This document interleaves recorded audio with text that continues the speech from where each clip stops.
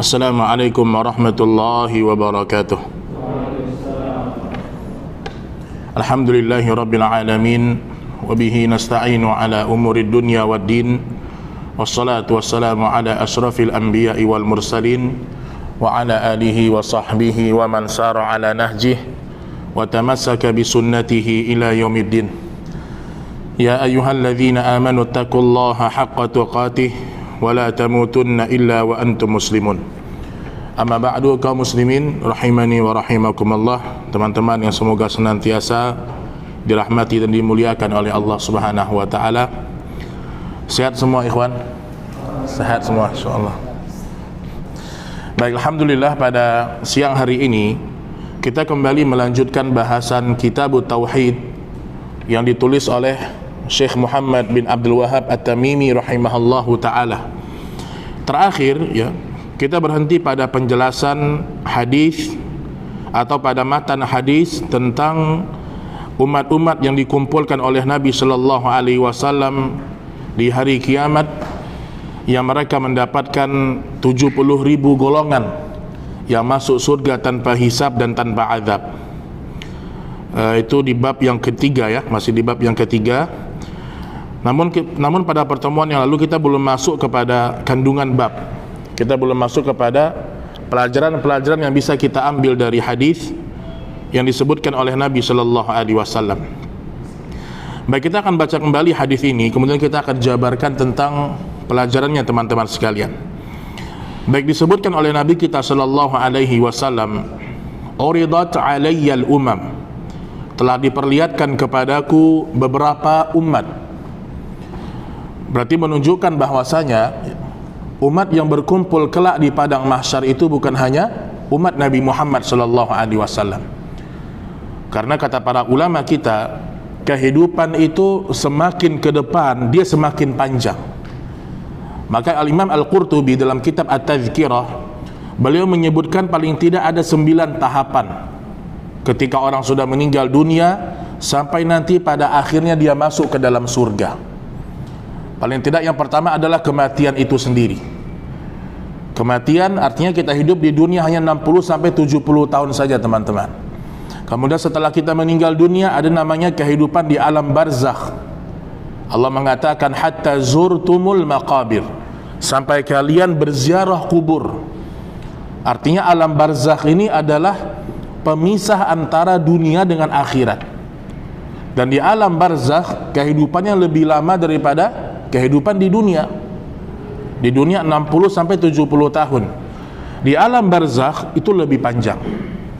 Artinya semua nenek moyang kita, umat Nabi Nuh ya, atau umatnya Nabi Ibrahim dan seterusnya yang sudah meninggal dunia, sekarang mereka di alam barzakh. Setelah alam barzakh ada namanya padang mahsyar. Ini yang disebutkan dalam hadis ini. Kehidupan di padang mahsyar jauh lebih lama daripada kehidupan di alam barzakh. Kata Nabi sallallahu alaihi wasallam, "Uridat 'alayyal umam." Telah diperlihatkan kepadaku beberapa umat. Fara'aitun nabiyya wa ma'ahu rahtin. Lalu aku melihat seorang nabi bersamanya sekelompok orang. Jadi setelah padang mahsyar, kita akan lanjutkan dulu. Kemudian ada namanya di padang mahsyar itu ada 2 kejadian besar, yaitu al-haud ya, yaitu seorang hamba digiring ke telaga Nabi sallallahu alaihi wasallam. Yang kedua kejadian yang namanya al-qada. Al-qada itu ketika umat meminta kepada Allah persidangan supaya mereka segera dipersidangkan. Karena di padang mahsyar lama. Dan disebutkan oleh Nabi sallallahu alaihi wasallam, kondisi orang kafir di padang mahsyar itu kepala mereka dipakai untuk berjalan. Fakubbat wujuhuhum finnar. Jadi orang kafir besok Bapak Ibu kalau dia bangkit di padang mahsyar itu kaki mereka di atas. Ini hukuman dari Allah Subhanahu wa taala.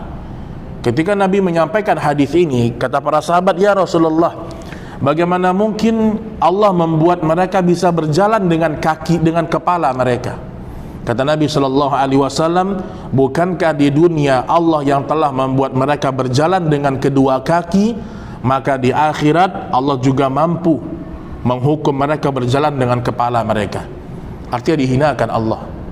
Kemudian orang-orang mukmin yang selama hidup di dunia penuh dengan kesombongan, Nabi Shallallahu Alaihi Wasallam mengatakan mereka akan bangkit di padang mahsyar sampai sekecil semut.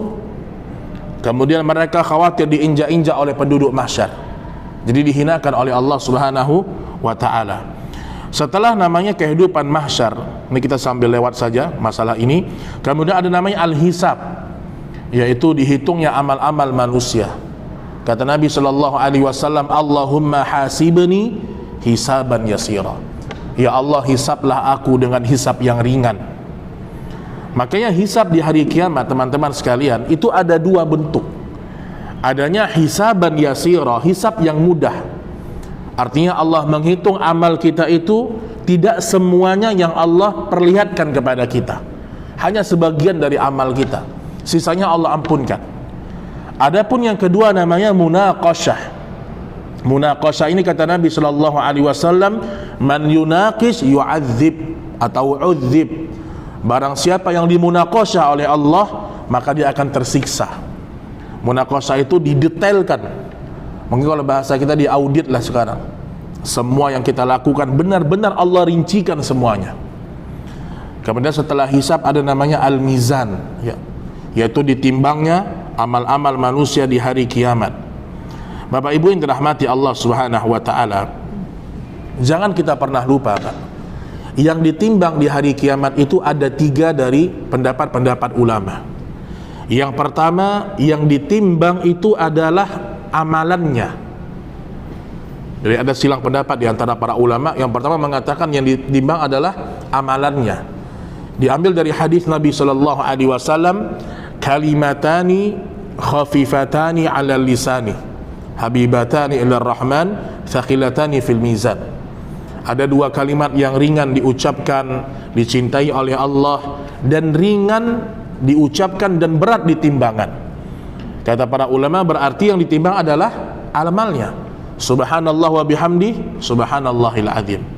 Pendapat yang kedua, yang ditimbang adalah pelaku amal. Ini kalau kita bicara masalah hari mizan, orang-orang yang bertauhid yang ditimbang adalah pelaku amalnya.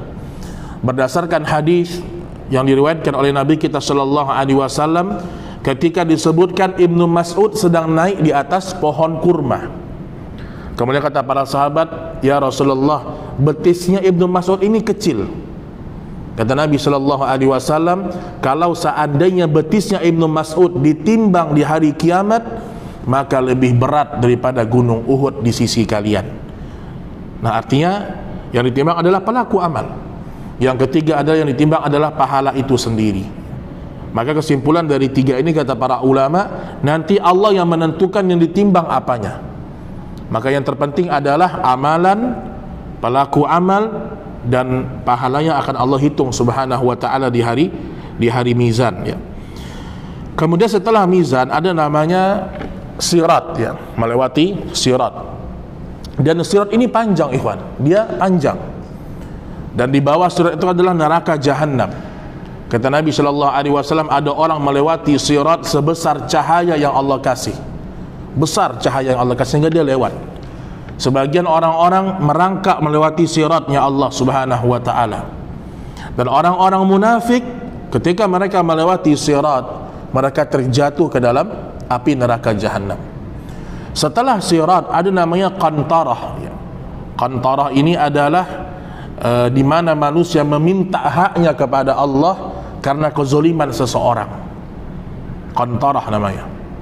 Mungkin dia pernah dizolimi, dia pernah diambil tanahnya, pernah diambil hartanya, maka dia diminta di hadapan Allah Subhanahu wa Ta'ala.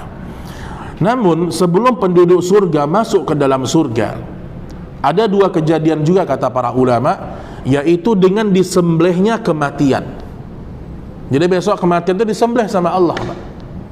Kata Allah Subhanahu wa Ta'ala, sebelum penduduk surga masuk ke dalam surga, maka disembelih kematian. Sehingga orang yang masuk ke dalam surga tidak ada lagi kematian namanya selama-lamanya. Dan orang yang masuk ke dalam neraka tidak ada kematian selama-lamanya dalam neraka Allah kalau mereka orang-orang kafir. Tsumma la yamutu fiha wa la yahya. Mereka tidak hidup dan mereka tidak pula mati. kemudian berakhir dengan surga atau neraka. Baik, kembali kita kepada hadis ini teman-teman sekalian. Kemudian ketika Nabi diperlihatkan umat-umat pada waktu itu, maka Nabi melihat ada sekelompok Nabi yang bersamanya beberapa orang. Kemudian kata Nabi sallallahu alaihi wasallam, "Wan nabiyyu wa laisa ma'ahu ahad." Juga ada seorang nabi yang tidak ada pengikutnya sama sekali. Bayangkan Pak, Nabi berdakwah gak ada pengikutnya. Nabi yang berdakwah tidak ada pengikutnya. Idz rufi'a li sawadul azim. Kemudian aku diperlihatkan oleh Allah tentang sekelompok orang yang besar, yang banyak sekali. Fadhanantu annahum ummati.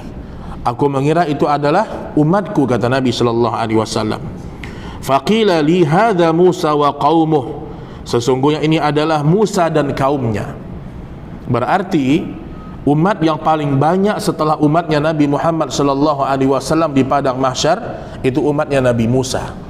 Umatnya Nabi Musa, Pak. Fanazartu fa idza hiya sawadul azim. Kemudian aku melihat kepada golongan yang lain. Ternyata ada sekelompok yang lebih besar lagi. Ternyata dia adalah ummatuka. Hadhihi ummatuka. Ini adalah umatmu ya Muhammad.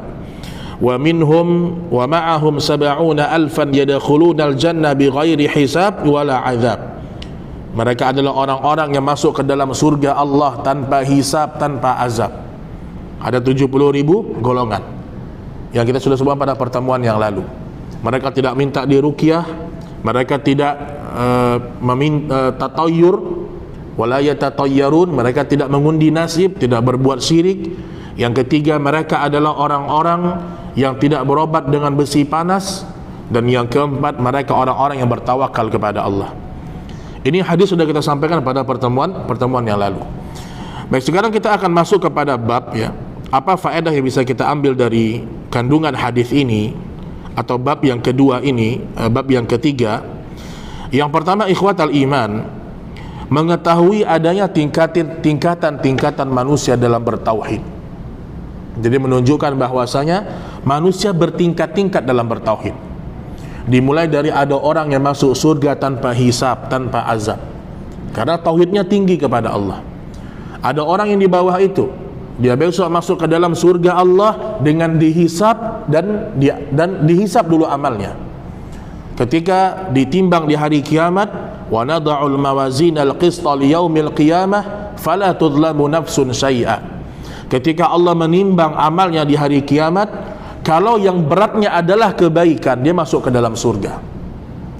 Itu tingkatan yang kedua. Dia dihisab, dia ditimbang, kebaikannya banyak, masuk ke dalam surga. Kemudian tingkatan yang ketiga dari orang yang bertauhid, ketika timbangannya sama, keburukannya sama dengan kebaikannya, maka di sini Allah Subhanahu wa taala karena rahmatnya yang begitu besar memasukkan juga orang ini ke dalam surga. Ini namanya ashabul a'raf, orang-orang yang di tepi ya. Allah sebutkan dalam surah Al-A'raf ya, wa nada ashabul jannah ashaban nar. Dialog antara penduduk surga dengan penduduk neraka. Kemudian yang di bawah itu ada orang yang masuk ke dalam surga Allah setelah dia singgah ke dalam neraka. Wal iyadzubillah. Jadi dibersihkan dosa-dosanya, dosa lisan, dosa mata, dosa kezoliman, sehingga ketika dosanya bersih, Allah pindahkan dia ke sungai kehidupan, namanya Nahrul Hayat. Di situ dia dibersihkan oleh Allah, baru dia masuk ke dalam surga, Pak. Dan ingat teman-teman, surga yang paling rendah itu, Pak, 10 kali kelipatan dunia. Itu yang paling rendah itu. Artinya sudah luar biasa nikmatnya. Makanya orang yang terakhir nanti masuk ke dalam surga dari orang-orang yang punya iman sebesar biji dzarrah, mereka merasa mereka yang paling mulia, padahal yang paling terakhir masuk surga. Ketika dia masuk ke dalam surga, dia mengatakan, ya Rabb, tidak ada orang yang lebih mulia daripadaku hari ini. Padahal dia orang yang terakhir kali masuk ke dalam surga. Menandakan bahwasanya surga yang paling rendah pun itu lebih hebat, lebih dahsyat 10 kali dari kelipatan permukaan bumi kita atau dunia kita. Baik, itu yang pertama, ikhwatal iman, Manusia bertingkat-tingkat dalam bertauhid. Kalau dalam bahasa syar'iyah ada Islam, ada iman, ada ihsan. Ada orang yang ketika dia beriman hanya sampai pada derajat Islam saja. Dia terima ini syariat Allah, ini larangan Allah. Dia disuruh salat, dia salat, disuruh puasa, dia puasa. Tapi enggak sampai kepada tingkatan iman. Artinya ketika dia salat sekedar menggugurkan kewajiban. Ketika dia kembali belajar, dia dekatkan dirinya kepada Allah, naik tingkatan yang kedua, namanya mukmin. Mulai dia yakin tuh, oh ya kalau saya sholat Allah akan memberkahi kehidupan saya. Oh kalau saya sholat Allah berikan saya pahala di hari kiamat. Kalau saya meninggalkan syirik Allah akan selamatkan saya. Kalau saya bersedekah Allah akan ganti pahalanya di akhirat. Ini orang yang beriman namanya. Sudah mulai ada keyakinan di hatinya apa yang dia lakukan itu ada ganjaran di dunia dan di akhirat. Jadi bukan hanya di dunia, Pak. Kalau ganjaran di dunia saja, nanti banyak orang sedekah berharap motor, berharap mobil. Ini lebih gawat lagi nih. Karena tidak semua sedekah yang kita kasih Allah balas dengan uang, enggak semua. Karena ayat-ayat Al-Qur'an yang menyebutkan masalah sedekah saja itu memang Allah sebutkan diganjar 10 kali lipat sampai 700 kali lipat. Tapi sawab bukan uang. Sawabun indallah. Pahala dari sisi Allah Subhanahu wa taala. Kemudian setelah muhsin setelah mukmin namanya adalah muhsin. Ini seorang yang beribadah kepada Allah seakan-akan dia melihat Allah. Kalau dia tidak melihat Allah, dia yakin Allah benar-benar melihat dirinya. Ini orang yang paling nikmat hidupnya. Ketika dia beramal, dia tidak peduli dengan orang. Ketika dia beribadah, dia bersedekah, dia membantu orang, yang dia fikirkan apa? Allah melihat dia. Makanya dulu diceritakan dalam sebuah kitab yang kitab siar ya. Contohnya kisahnya Imam Ahmad, Pak.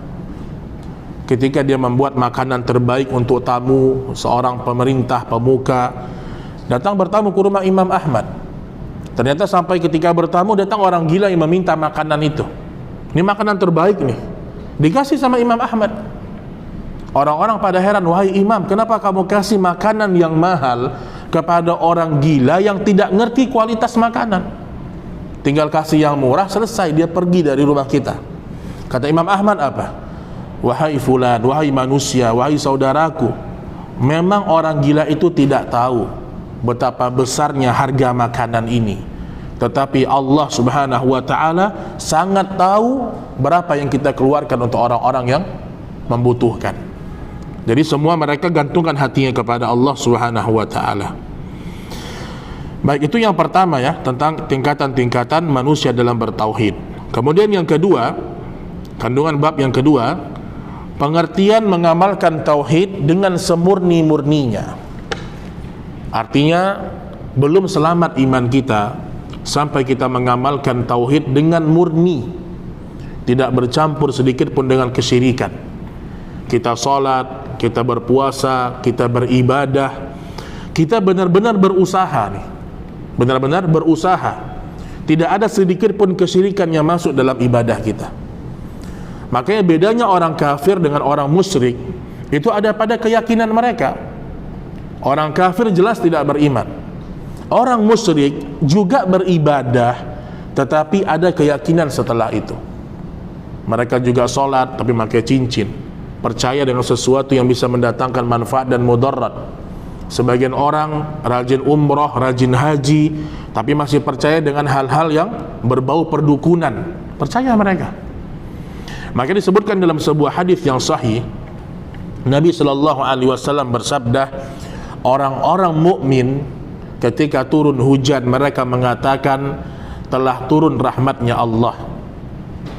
Adapun orang-orang munafik di masa Nabi mereka mengatakan telah turun hujan karena ini dan karena itu. Mungkin kalau bahasa kita sekarang turun hujan, oh karena ini September, November, Desember. Nah, ini kalimat-kalimat yang harusnya kita hilangkan. Ketika turun hujan, Allahumma shayyiban nafi'an. Itu yang kita ucapkan dalam syariat Allah Subhanahu wa ta'ala. Jadi jangan bercampur antara ibadah kita dengan kesyirikan sedikit pun. Karena kalau sudah bercampur dengan kesyirikan, maka akan batal ibadah kita. La in asyrakta la yahbatanna amaluk. Kalau seandainya engkau berbuat kesyirikan, akan batallah semua ibadah-ibadah yang kamu lakukan. Kita sudah jelaskan syirik itu ada dua, teman-teman. Ada syirik besar dan ada syirik kecil. Syirik besar ini menghabiskan semua amal kita kalau kita nggak taubat sama Allah. Adapun syirik kecil, tetap dia dalam kondisi mukmin, tetapi hanya pada ibadah itu yang Allah gugurkan. Contoh, ada orang sholat dia, puasa, tetapi riaan karena pujian orang, maka hanya batal ibadah itu saja. Ibadah dia yang lain masih diganjar oleh Allah Subhanahu wa ta'ala. Baik, kemudian yang ketiga, pujian Allah kepada Nabi Ibrahim alaihissalam, karena beliau tidak pernah melakukan kesyirikan. Kenapa disebutkan di sini tentang kisah Ibrahim? Bahkan ayat yang disebutkan tentang Nabi Ibrahim alaihissalam, Inna Ibrahim kana ummatan qanitan lillah wa lam yaku minal musyrikin. Sesungguhnya Ibrahim itu adalah umat yang patuh kepada Allah. Ibrahim sendiri dikatakan umat, ya. Wa lam yaku minal musyrikin, dan Ibrahim tidak pernah berbuat syirik kepada Allah. Karena ketika Nabi berdakwah di kota Makkah, sebagian orang Yahudi, sebagian orang Nasrani, mereka mengatakan, ya Muhammad, kamu bawa ajaran baru, kami berada di atas agama Ibrahim alaihissalam. Jadi sebagian orang Yahudi, orang Nasrani, mereka sembah berhala, tapi mereka meyakini ini agama Ibrahim alaihissalam. Mereka meyakini Ibrahim juga menyembah patung dan seterusnya. Makanya Allah bantah tentang mereka dalam Al-Quran. Ma kana Ibrahim Yahudiyan wala Nasraniyan walakin kana hanifan muslima walam yaku minal musyrikin syakiran li'an'umih ijtabahu ila siratim mustaqim. Sesungguhnya Ibrahim bukan orang Yahudi, Ibrahim bukan orang Nasrani, dan Ibrahim adalah orang yang tidak pernah berbuat syirik kepada Allah. Jadi membantah ini ucapan-ucapan orang Yahudi di masa Nabi sallallahu alaihi wasallam. Baik Bapak Ibu yang dirahmati Allah Subhanahu wa ta'ala, karena sekarang ini Pak, mulai sebagian orang membicarakan tentang status agama yang dibawa oleh Nabi. Kemarin kan juga ramai, ada seorang buya yang mengatakan Islam ini tidak sempurna, hanya sempurna di masa Nabi, kata dia. Tapi setelah Nabi meninggal, Islam perlu pembaharuan lagi. Dan dia mengatakan banyak sekali kisah-kisah di mana Nabi menjalin hubungan baik dengan orang Kristen, dengan orang Nasrani. Padahal itu kisahnya benar, tapi memahaminya keliru. Contoh kisah ketika para sahabat hijrah ke Habasyah. Habasyah itu negerinya orang Nasrani kebanyakan, Pak. Bahkan di situ hidup seorang raja Nasrani yang adil, disebutkan dalam kisah-kisah sirah. Nah, kata Buya ini, bayangkan bagaimana Nabi itu akrab dengan orang Nasrani, sampai para sahabat itu disambut di Habasyah. Padahal yang harus kita fahami, Islam memang tidak melarang kita untuk bergaul dengan orang Nasrani, tapi ada batasan-batasan akidah. Tapi tetap agama yang dibawa oleh Nabi kita Muhammad sallallahu alaihi wasallam itu agama tauhid, ya, dinul haq, agama yang hak, bukan meneruskan agama Nasrani.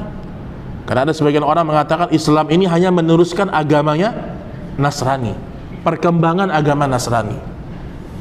Belum lagi disampaikan kisah-kisah palsu, Pak. Kisah yang sekarang sedang masyhur, ya, di tengah orang, yaitu tentang kisah Fathul Makkah.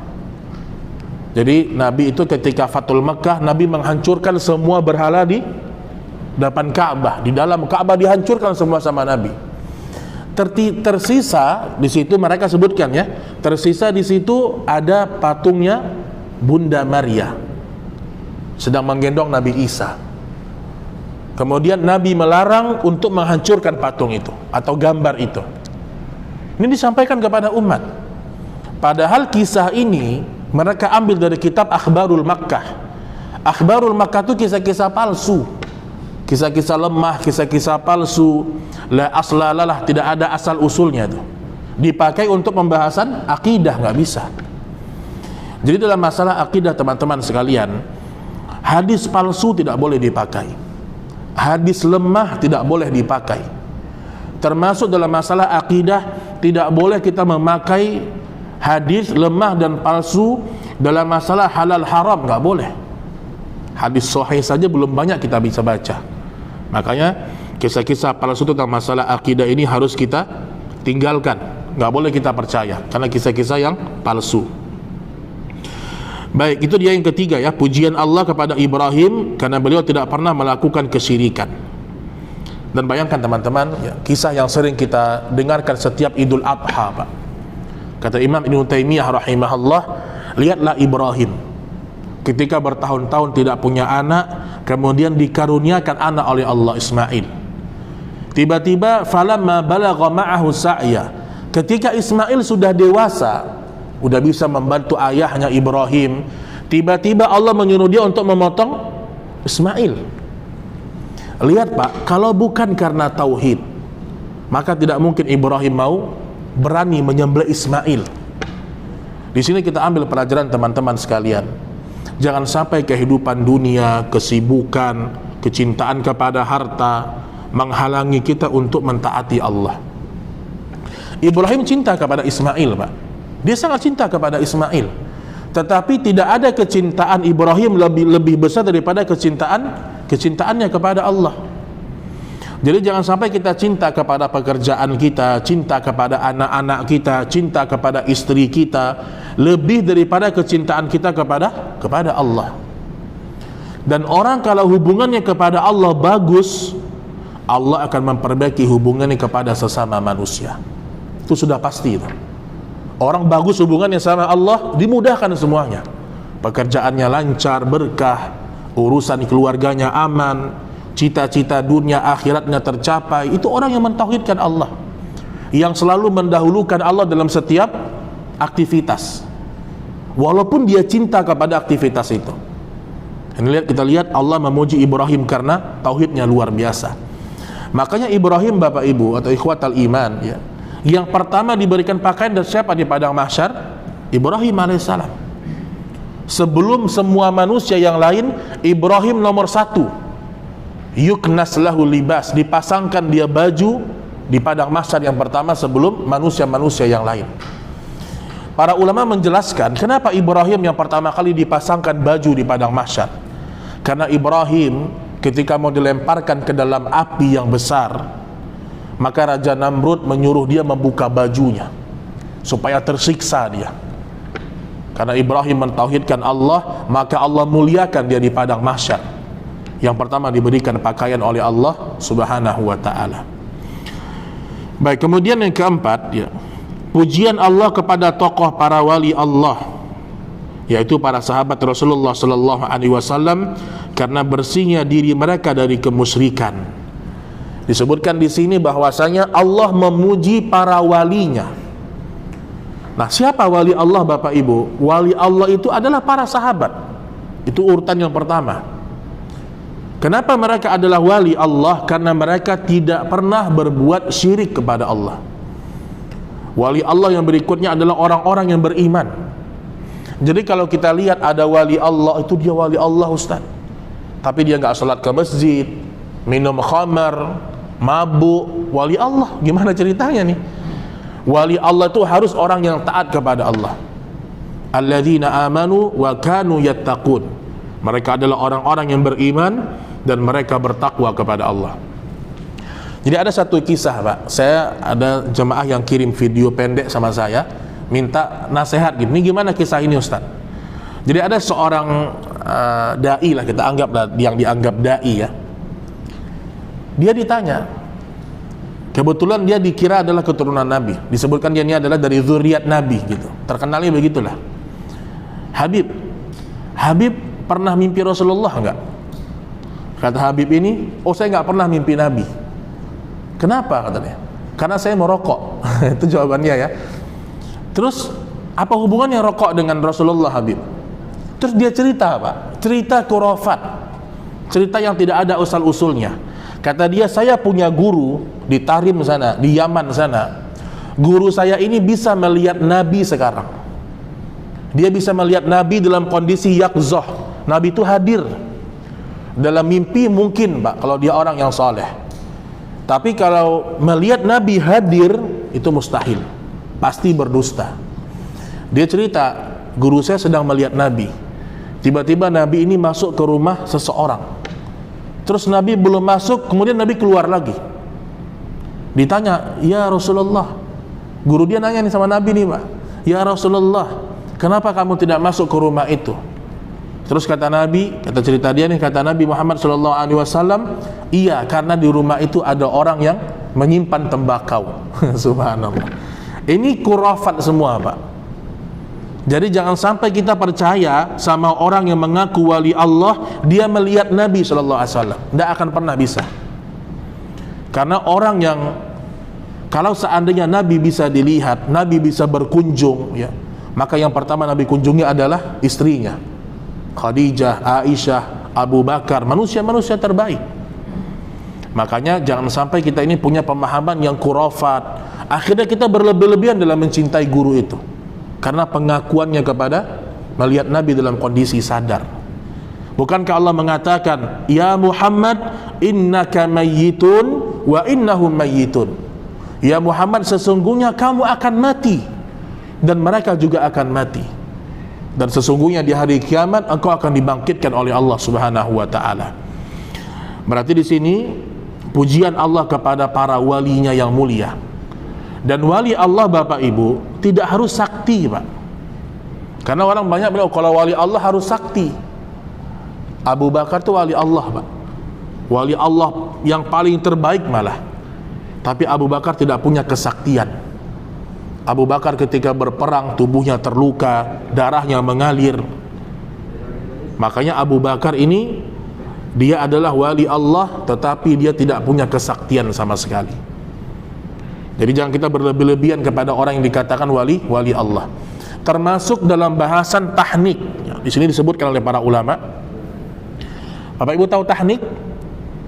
Bayi baru lahir, kemudian digigitkan kurma di bibir bayi tadi, atau di langit-langitnya. Ingat Bapak Ibu, tahnik ini pendapat yang paling kuat mengatakan hanya khusus bagi Nabi. Jadi tahnik itu cukup ayah atau ibunya aja.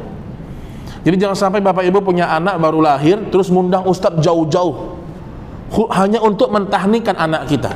Ini nggak benar. Kenapa?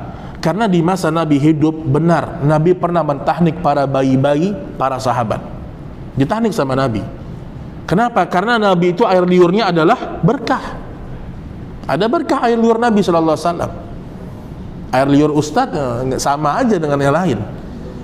Jadi jangan sampai berlebihan. Makanya ketika Nabi meninggal dunia, ada Abu Bakar, manusia terbaik. Tetapi Abu Bakar tidak pernah mentahnik bayi-bayinya para sahabat yang lain. Umar pun demikian. Menunjukkan tahnik ini cukup ayah atau ibu bayi itu yang melakukan. Jadi jangan sampai ada keyakinan khusus tentang keberkahan pada diri seseorang. Baik, itu dia yang keempat, yang pujian Allah kepada wali Allah Subhanahu wa taala, yaitu para sahabat Nabi sallallahu alaihi wasallam.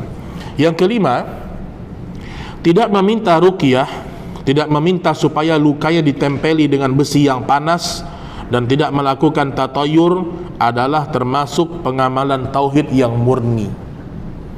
Disebutkan kenapa kita itu tidak boleh minta diruqyah kecuali darurat. Satu, ya.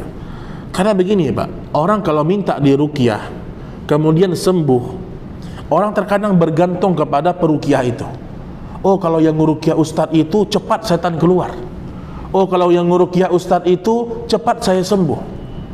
Mulai muncul kerusakan di hati dia tentang masalah pertolongan kepada Allah. Artinya apa? Kalau kita masih bisa meruqyah diri kita, lakukan sendiri. Ruqyah itu bukan hanya kalau kemasukan jin. Termasuk ruqyah itu membaca zikir pagi, zikir petang, berdoa, itu ruqyah semuanya. Jadi termasuk orang yang memurnikan tauhid, dia tidak meminta ruqyah kecuali memang kondisi dia sudah darurat, nggak mampu lagi dia meruqyah diri dia sendiri. Baik, kemudian yang keenam, tawakal kepada Allah adalah sifat yang mendasari sikap tersebut, ya. Jadi seorang muslim, ya, setelah dia berikhtiar kepada Allah, Allah Subhanahu wa taala berfirman, "Wa may yatawakkal 'ala Allah fahuwa hasbuh." Barang siapa yang bertawakal kepada Allah. Jadi kita ini setelah kita berikhtiar, kita punya target apapun, ya. Target dunia, target akhirat. Setelah kita punya target, kita susun yang rapi, kita ikhtiar maksimal, kemudian serahkan hasilnya kepada Allah.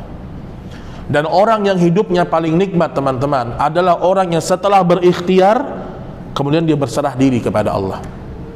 Kalau hasilnya baik, dia mengatakan alhamdulillahilladzi bi ni'matihi tatimmus shalihat.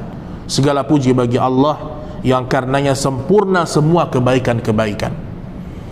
Jadi kalau kita punya target, kita bertawakal kepada Allah, ternyata target kita kesampai, target kita berhasil, kita kembali kepada Allah. Allah yang membantu kita. Tapi sebaliknya, kalau seandainya target kita tidak berhasil, kita sudah berikhtiar, kita mengatakan alhamdulillah ya ala kulli halin. Segala puji bagi Allah dalam setiap keadaan. Tetap bersyukur, tetap bersabar, tetap meminta pertolongan hanya kepada Allah Subhanahu wa ta'ala. Itu orang-orang yang tawakal, ikhwatal iman rahimani wa rahimakumullah.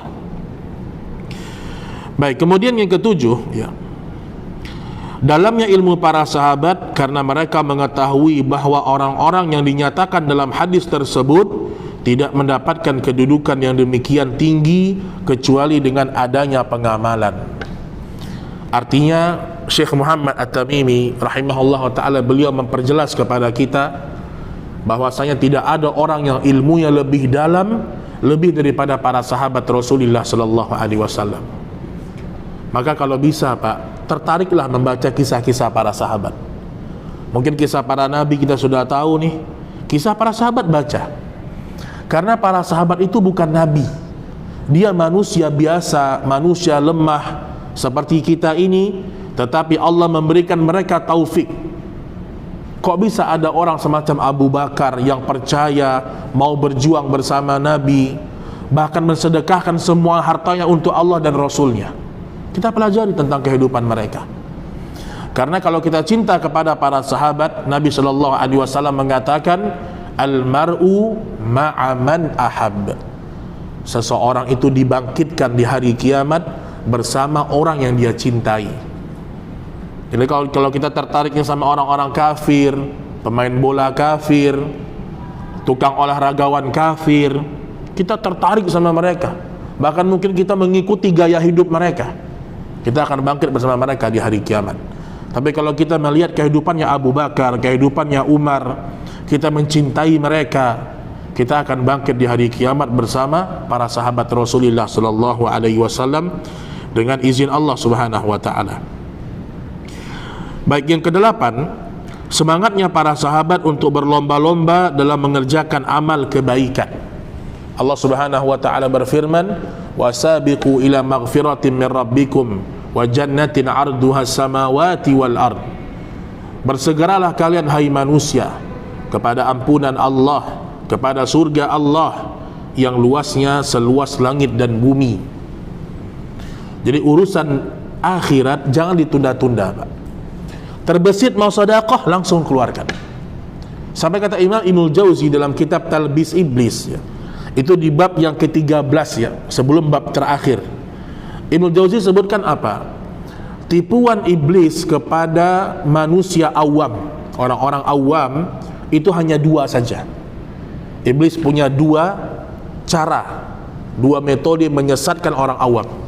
Yang pertama, kepada orang-orang awam, iblis akan memberikan angan-angan yang kosong.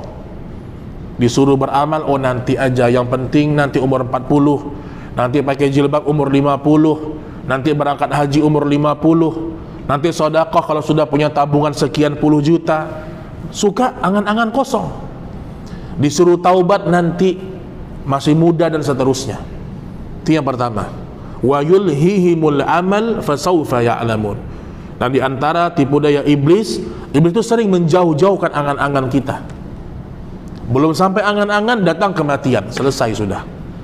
Yang kedua, Talbis iblis kepada orang-orang awam yaitu taswif, yaitu menunda-nunda amal kebaikan.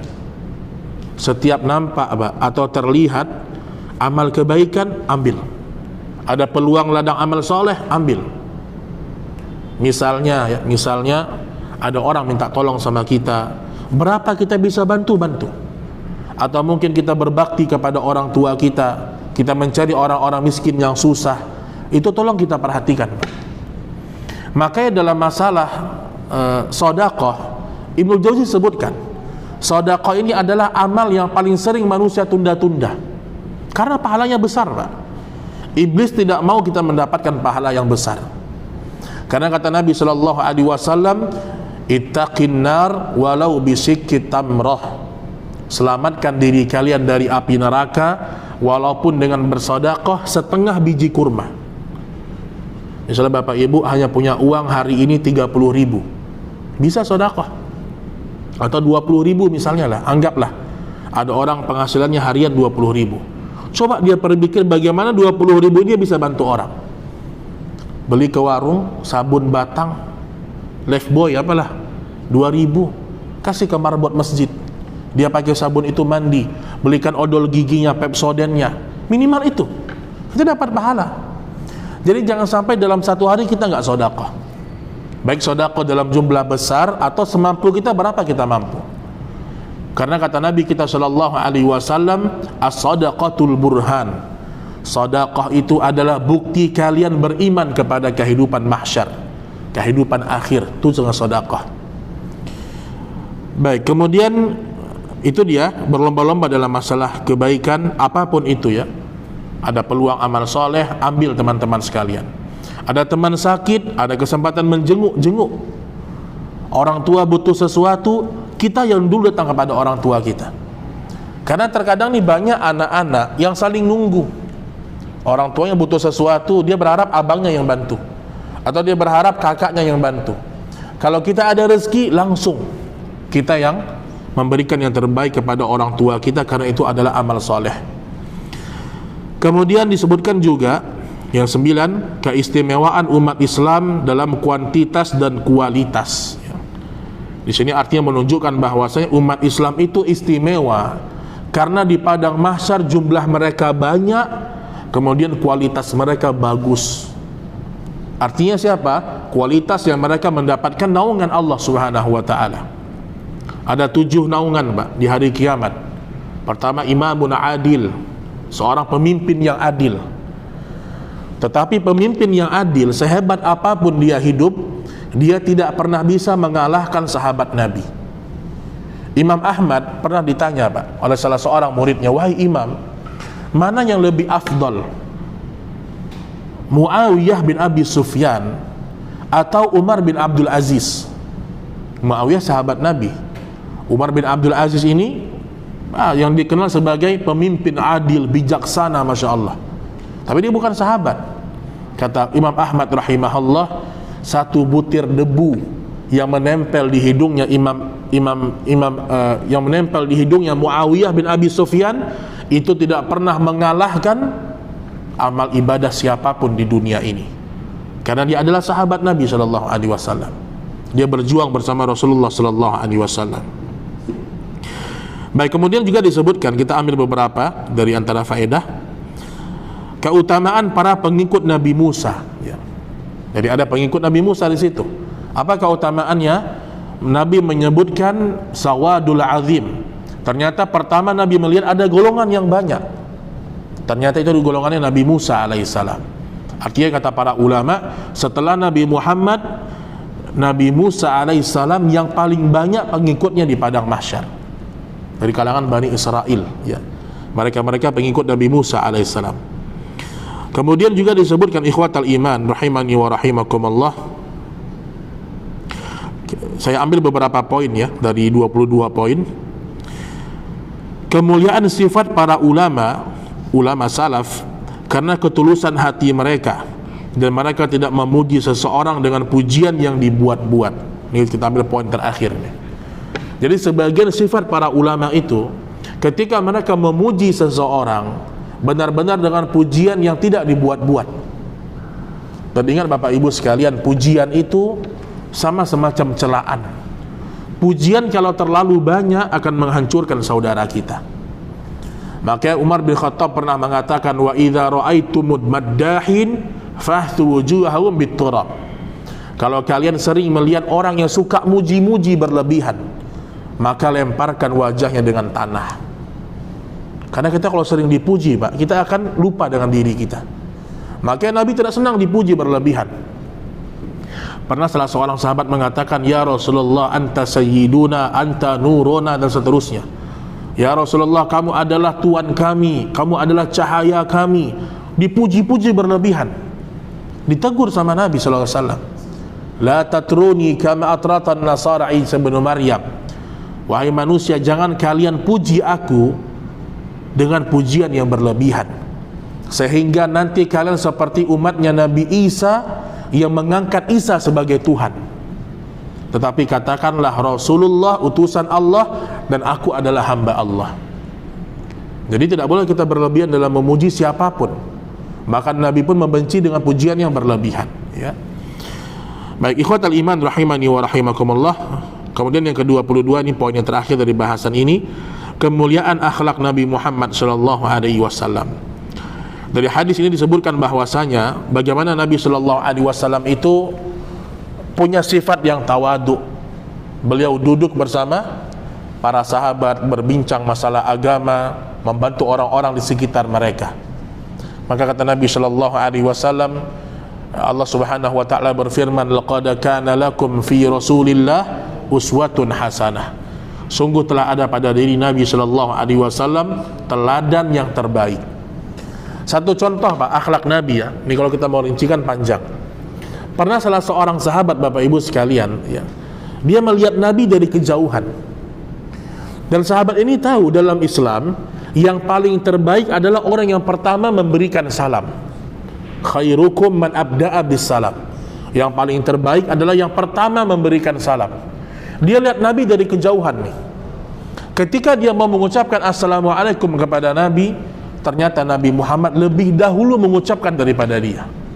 Lihat Bapak Ibu sekalian, Nabi, Pak, dia lebih dahulu memberikan salam kepada para sahabatnya. Itu satu akhlak Rasulullah sallallahu alaihi wasallam yang membuat takjubnya para sahabat. Makanya Allah Subhanahu wa taala memuji akhlak Rasulullah sallallahu alaihi wasallam, wa innaka la'ala khuluqin azim. Wahai Muhammad, sesungguhnya engkau berada pada akhlak yang sangat mulia. Makanya Allah bimbing Nabi ketika Nabi hidup banyak cobaan, banyak rintangan, tetapi Allah mengatakan fasabbih bihamdi rabbika wa kum minas sajidin. Ya Muhammad, banyak orang yang membencimu, mencelamu, mencaci makimu. Fasabbih bihamdi rabbika, maka tasbihlah kepada Allah, pujilah Allah, wa kum minas sajidin, dan perbanyaklah sujud kepada Allah Subhanahu wa taala. Di sini kata para ulama, teman-teman, orang yang punya tauhid kepada Allah yang kuat, celaan orang, pujian orang tidak akan membuat langkahnya berhenti, Pak. Lihat Nabi sallallahu alaihi wasallam. Dia berdakwah untuk Allah, dicaci orang, dimusuhi orang, Nabi terus jalan. Allah kasih dua kata kuncinya, fasabbih, sering-sering memuji Allah. Yang kedua, wakum minas sajidin, semakin banyak orang yang membencimu ya Muhammad, perbanyak sujud kepadaku, yaitu perbanyak ibadah salat. Jadi kalau kita punya masalah dalam kehidupan kita, apapun, masalah di kantor, masalah di keluarga, masalah harta, perbanyak kita mengucapkan tasbih kepada Allah dan perbanyak kita ibadah kepada Allah Subhanahu wa taala. Wallahu taala a'lam bissawab. Ini dia kajian kita pada siang hari ini. Kita selesai pada bahasan bab yang ketiga dengan bahasan yang secara umum insyaallah bisa kita fahami. Insyaallah ke depan kita akan masuk pada bab yang keempat, semoga Allah mudahkan, yaitu rincian tentang ketakutan kepada syirik. Baik, silakan Bapak Ibu kalau ada pertanyaan sebelum kita tutup kajian kita pada siang ini, falyatafaddal masykurah.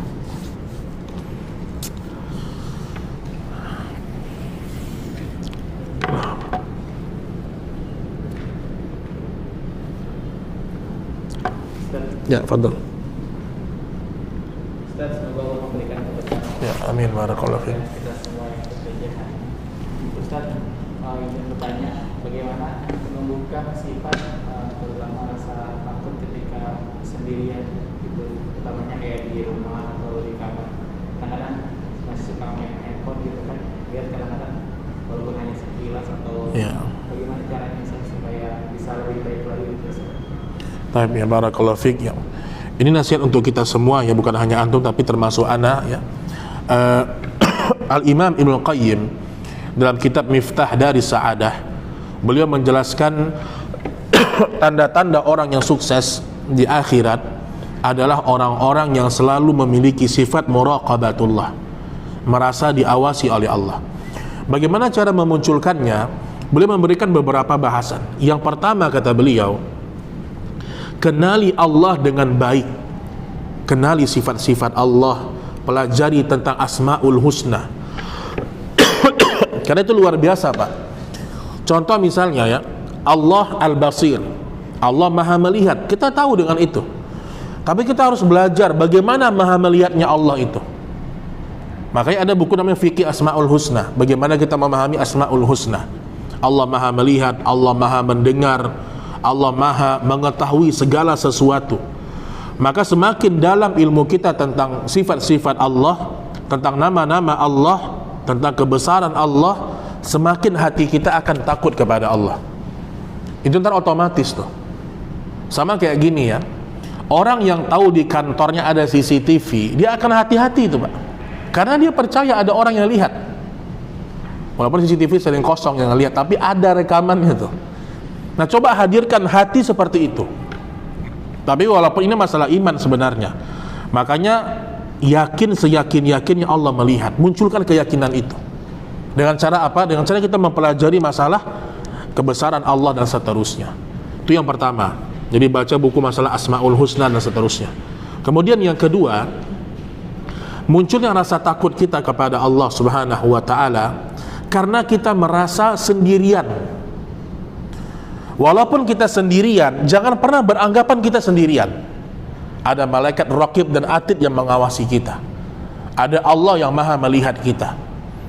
Jadi selalu tanamkan dalam diri kita, saya tidak pernah sendirian. Selalu ada orang yang melihat saya. Selalu ada malaikat yang mencatat perbuatan saya. Munculkan perasaan itu teman-teman sekalian. Karena orang yang sudah berhasil sampai pada titik itu, hidupnya nyaman tuh. Dia merasa diawasi terus. Bukannya malah dia tidak terbebani, tapi dia merasa diawasi. Beda kalau orang yang tidak beriman. Orang nggak beriman, nggak peduli dia. Makanya munculkan di hati kita, di pikiran kita, kita tidak sendirian. Walaupun kita di kamar sendirian, di mobil sendirian, atau mungkin di sebagian tempat lain sendirian, hadirkan itu sehadir-hadirnya di hati kita. Ma yalfidhu min qaulin illa ladaihi raqibun atid. Tidak ada satu lafaz pun yang terucap dari lisan kita kecuali ada malaikat raqib dan atid yang mencatatnya. Itu yang kedua tuh. Jadi jangan pernah anggap kita sendirian. Ada orang yang melihat kita. Maksudnya ada makhluk yang melihat kita. Kemudian yang ketiga, di antara cara untuk menghadirkan muraqabatullah, yaitu dengan membersihkan diri dari dosa-dosa. Jadi hati itu ikhwan, semakin banyak dosanya, semakin tertutup oleh bintik hitam. Dan hati kita kalau sudah penuh dengan bintik hitam, mengeras, sampai kata Nabi sallallahu alaihi wasallam, kama yasdaul hadid, hati itu bisa seperti karatnya seperti besi. Dibacakan ayat Allah, dihadirkan ilmu tentang Allah, udah berkarat hati kita. Maka nggak berefek sama sebagian orang ketika dia membaca Al-Quran. Maka caranya bagaimana? Dia bertaubat kepada Allah. Ini solusi yang berikutnya. Setelah dia membersihkan hatinya, dia kembali kepada Allah, dia bertaubat kepada Allah. Karena orang yang bertaubat kepada Allah, kama la dzanbalah, kata Nabi, seperti orang yang tidak pernah berbuat dosa. Jadi kalau kita taubat hari ini, andaikan Allah menghapuskan dosa-dosa kita, hati kita jadi bersih lagi Pak. Dan hati kalau sudah bersih, muncul rasa takut kepada Allah. Muncul rasa takut kepada Allah. Dan yang terakhir ya, mungkin dari sekian banyak poin yang Ibnu Qayyim sebutkan, yang terakhir adalah hendaknya seorang itu selalu dengan bersama orang-orang yang cinta kepada agama. Itu pengaruh, ya. Itu pengaruh. Kita berjumpa dengan seseorang, bergaul dengan teman-teman yang baik. Makanya Bapak Ibu sekalian, sebenarnya sebisa mungkin kita menghindarkan diri saat sendirian. Dalam hadis yang sahih, Ibnul Jauzi sebutkan, ini hadis pertama ketika menjelaskan tentang talbis iblis. Kata Nabi apa? Barang siapa ingin mendapatkan buhbuhatul jannah, buhbuha itu tempat terbaik di surga, maka hendaklah dia menghindar dari godaan syaitan. Kemudian kata Nabi apa? Kalau kalian sendirian, syaitan semakin kuat. Tetapi kalau kalian bersama dua orang, maka syaitan akan semakin menjauh. Wa huwa minal itsnaini ab'ad, kata Nabi. Kalau kita bersama dua orang, apalagi 3 orang, 4 orang, berkurang tuh Pak, godaan syaitan kepada kita. Jadi itu akan menghalangi kita untuk berbuat dosa dengan kita bergaul dengan banyak orang-orang yang baik. Walaupun mungkin awalnya terpaksa, tapi lama-lama kita akan terbiasa. Orang yang selalu bersama dengan penghafal Quran, pagi dengan penghafal Quran, siangnya dia kajian, kalaupun dia terbesit ingin berbuat dosa, akan dibentengi dengan perbuatan-perbuatan baik tadi. Jadi ditepis sama dia. Makanya beda antara orang yang jalan sendirian ke dalam ketaatan kepada Allah dengan yang ramai-ramai.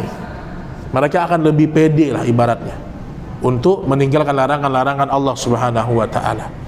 Itu mungkin beberapa poin yang bisa membuat kita takut kepada Allah Subhanahu wa ta'ala. Mungkin juga termasuk kalau kita tahu diri kita lemah ketika sendiri, hindarkan kesendirian sementara. Misal kita tahu nih, ternyata kita lihat, saya ini Ustadz kalau udah sendirian jatuh kepada dosa Ustadz. Hindarkan kesendirian semaksimal mungkin, sambil kita melatih diri kita untuk menambah ilmu agama dan seterusnya. Wallahu ta'ala a'lam bissawab.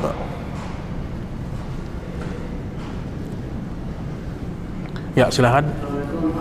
Waalaikumsalam. Kan kadang di sosial media itu suka ada kayak gini, misal kita pengen sesuatu nih, terus orang bilang sholawatin aja dulu, sholawatin dulu. Terus saya pernah lihat juga kajian Ustaz Salam bilang kan, kalau Ustaz itu bilang nggak ada hadis yang menunjukkan kalau pengen sesuatu itu harus disholawatin. Jadi kalau pengen sesuatu itu harusnya kita bagaimana sikap kita? Terima kasih. Assalamualaikum warahmatullahi wabarakatuh. Iya, baik. Pertama, sholawat ini adalah ibadah yang mulia, ya.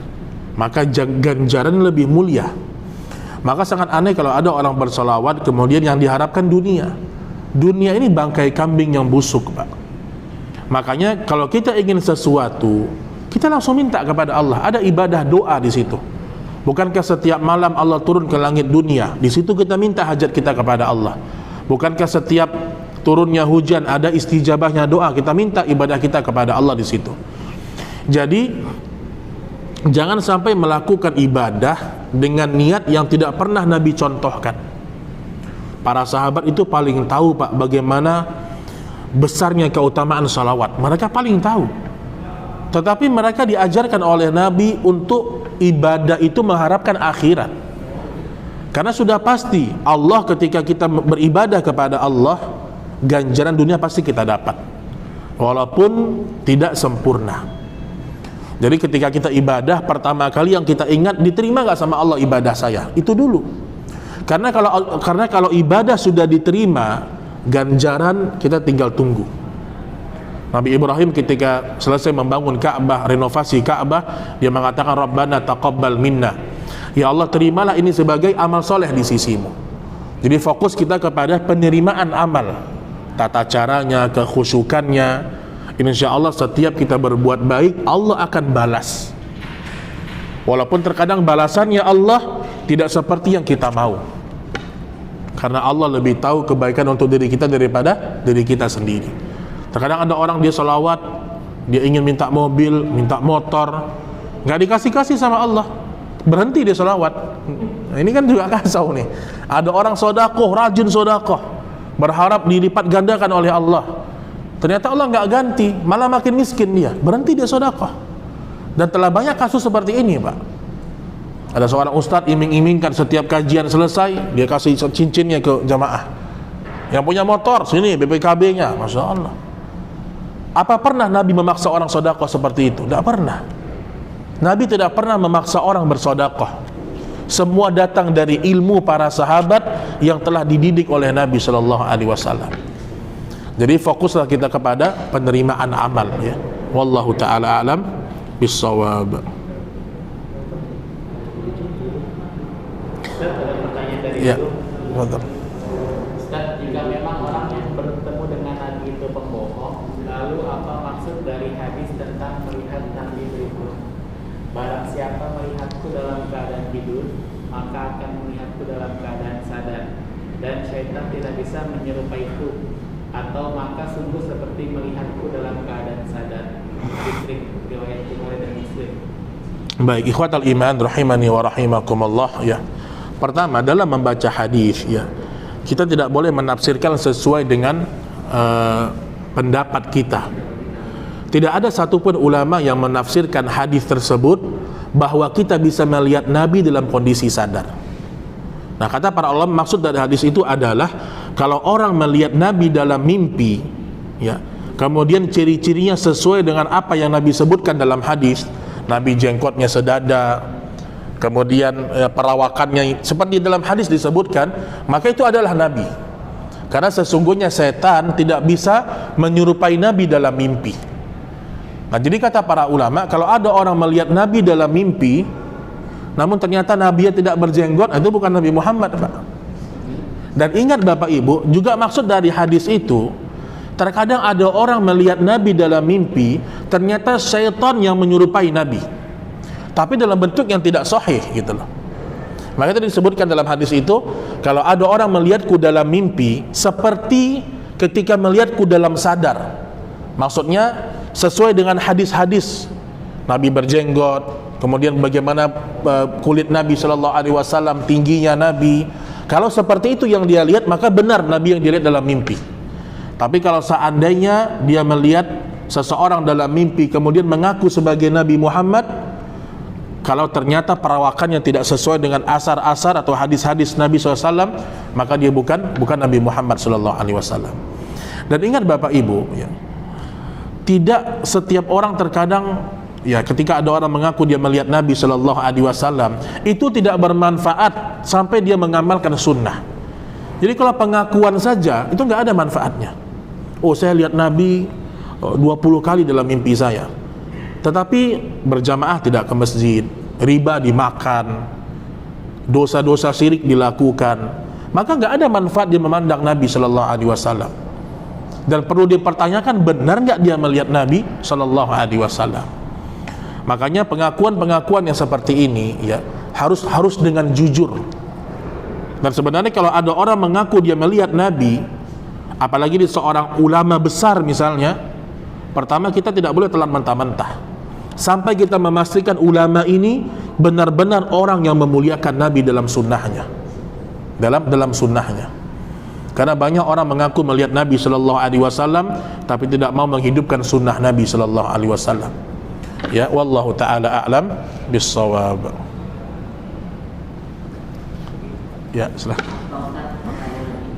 Kalau azan itu kan fungsinya untuk manggil orang sholat ya. Iya. Cuma kebanyakan orang di Indonesia itu kan kalau orang meninggal itu diazanin. Itu bagaimana hukumnya dan apakah Rasulullah pernah mencontohkan? Terima kasih. Baik, ya, pertama azan dalam kuburan itu termasuk perkara yang muhdats ya, itu perkara yang bid'ah dalam agama. Tidak ada tuntunannya, Pak. Azan itu memanggil orang ke masjid, ya, bukan memanggil orang yang sudah mati. Ini dia jenazah ketika hidup diazankan nggak datang dia ke masjid, apalagi ketika udah mati kan gitu. Jadi sebenarnya hadis-hadis yang sahih, Pak, kalau kita berpikir dengan akal, rata-rata seimbang. Contoh misalnya, kalau ada orang azan di kuburan, coba kita berpikir secara logika aja, apa manfaatnya? Apa manfaatnya? Apakah dia bisa bangun? Kemudian apa keutamaan itu? Nggak ada. Kemudian yang kedua juga ya, ada hidup Abu Bakar, hidup Umar, hidup Utsman. Kalau seandainya itu kebiasaannya Nabi, pasti banyak hadis yang menyebutkan Nabi azan di kuburnya Hamzah, Nabi azan di kuburnya Khadijah misalnya. Tapi nggak ada satupun hadisnya. Berarti ini perkara yang dibuat-buat. Sama begini misalnya, Boleh nggak kita azan Idul Fitr, Pak? Idul Fitri ada azan nggak, Pak? Nggak ada azan. Kenapa kita tidak ada azan di situ? Karena Nabi tidak pernah mencontohkan. Padahal tujuan manggil orang juga ke masjid, ke lapangan sebenarnya. Tapi ketika Nabi tidak contohkan, maka dia bukan bagian dari agama, bukan bagian dari ibadah kita.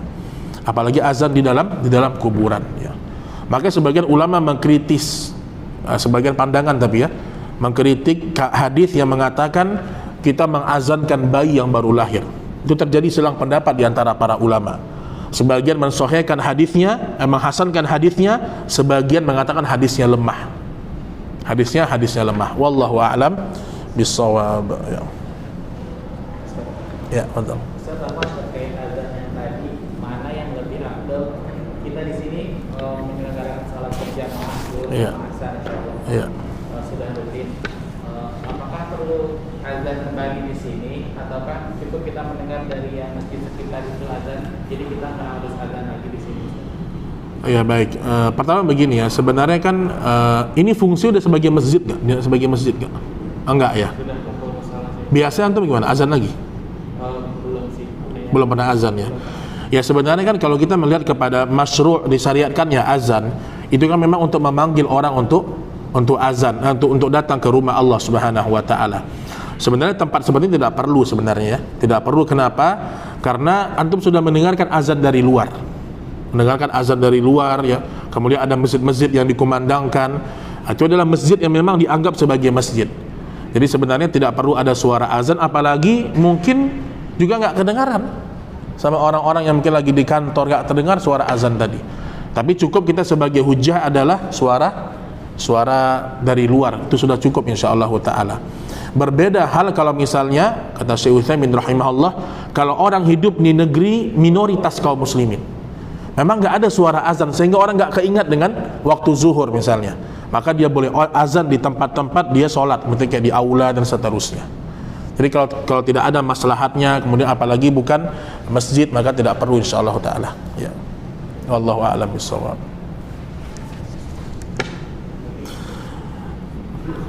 Silakan.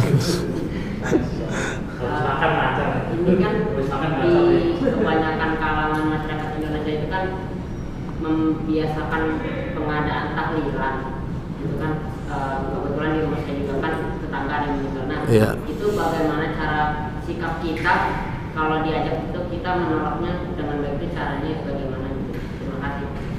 Baik, jadi begini ya, kalau ada tetangga kita yang meninggal dunia, tetap kita prihatin, apalagi itu orang beriman. Cuman mungkin kita bisa siasati, kalau kita meyakini memang kan tahlil tidak ada dalam Islam sebenarnya. Nabi tidak pernah 40 harian, padahal anak Nabi itu 5 meninggal ketika Nabi masih hidup, Pak. Nabi punya 6 anak, 5-nya meninggal ketika Nabi masih hidup. Yang terakhir Fatimah meninggal 6 bulan setelah Nabi meninggal. 5 anak Nabi yang meninggal, tidak ada satupun hadis Nabi tahlilan itu tidak ada.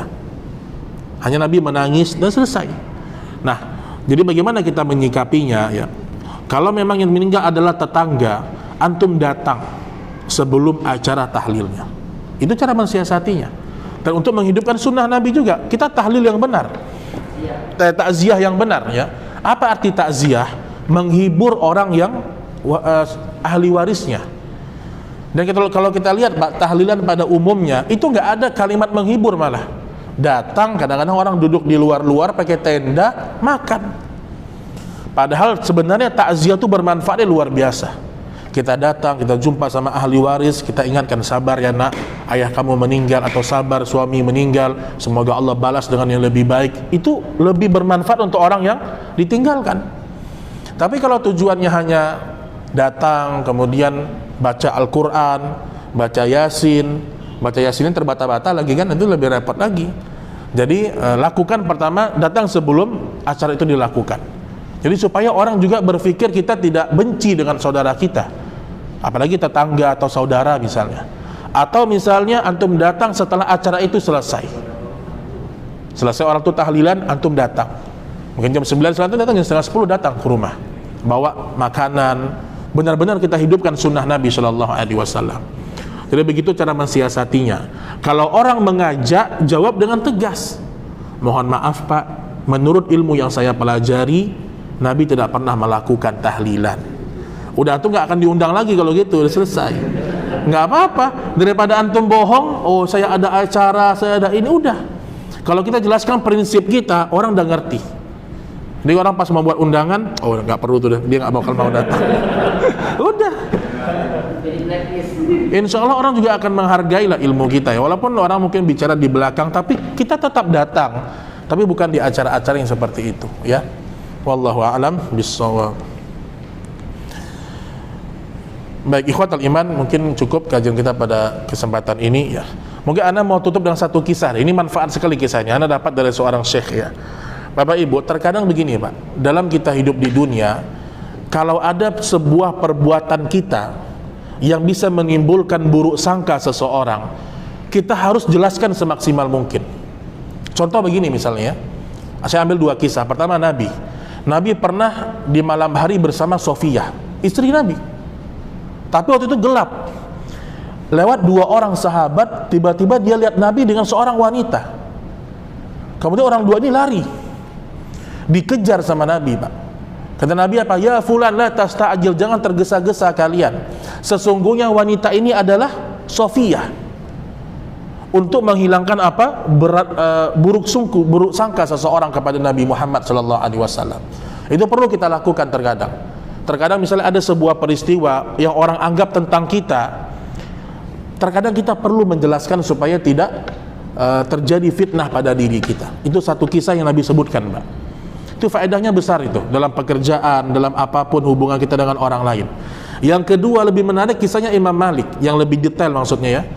Imam Malik Bapak Ibu, ini ulama besar mazhab Maliki. Pada sholat subuh beliau pernah terlambat datang. Pernah beliau terlambat hadir. Ketika beliau berangkat dari rumahnya menuju masjid, dilihatnya dari kejauhan orang-orang sudah keluar dari masjid. Apa yang Imam Malik lakukan, Mbak? Beliau sembunyi dari pandangan orang. Bukan karena takut, tetapi jangan sampai orang berpikir buruk. Imam Malik waktu itu ketiduran, ketiduran, tidak sengaja. Karena kalau Imam Malik perlihatkan dia terlambat, orang-orang mengatakan ulama apa ini? Jadi orang berburuk sangka kepada Imam Malik. Imam Malik sembunyi dari hadapan orang. Kata para ulama, karena Imam Malik mengamalkan hadis Sofiyah tadi. Jadi kita diperintahkan oleh Allah untuk berusaha semaksimal mungkin menjelaskan tentang diri kita kalau terjadi fitnah. Setelah kita jelaskan fitnah masih tersebar, itu sudah gugur kewajiban kita.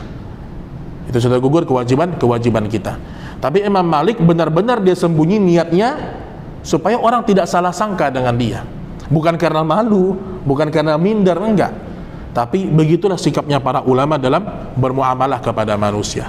Semoga bermanfaat ya. Subhanakallahumma wa bihamdik, asyhadu an la ilaha illa anta, astaghfiruka wa atubu ilaik. Wassalamualaikum warahmatullahi wabarakatuh.